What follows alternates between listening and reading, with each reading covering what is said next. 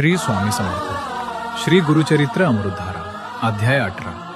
श्री क्षेत्र नृसिंहवाडी येथे श्री नृसिंह सरस्वती स्वामी महाराज 12 वर्ष वास्तव्यास होते. श्री गुरु भिक्षेसाठी अमरापूर गावात रोज जात असत. त्या गावात वेदाभ्यास करणारा एक ब्राह्मण गावातून भिक्षा मागून आपली उपजीविका चालवित असे. त्या ब्राह्मणाच्या घरासमोर एक मोठा घेवड्याच्या शेंगांचा वेल होता. एके दिवशी श्री गुरु त्या विप्राच्या घरी भिक्षेसाठी गेले असता त्यानं श्री गुरूंचे आदरातिथ्य करून पूजन केले. दारातील घेवड्याच्या शेंगांची भाजी करून महाराजांना भोजन दिले. श्री गुरूंनी ब्राह्मणास आशीर्वाद देऊन जाताना शेंगांचा वेल तोडून टाकला. त्यावेळी ब्राह्मणाचे कुटुंबीय यतीश्वरांना दोष देऊ लागले.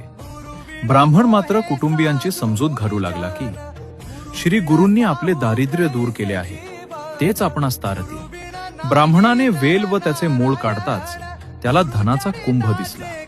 श्री गुरूंचा प्रसाद त्या गरीब ब्राह्मणास मिळाला. सहकुटुंब तो ब्राह्मण श्री गुरूंचे दर्शन घेण्यासाठी संगमावर गेला असता श्री गुरूंनी ही गोष्ट गुपित ठेव असा आदेश करून ब्राह्मणास आशीर्वाद दिला. बोल. श्री गुरुकृपेने दारिद्र्य दूर होऊन अखंड लक्ष्मी प्राप्त होते. श्री गुरुचरणार्पणमस्तु.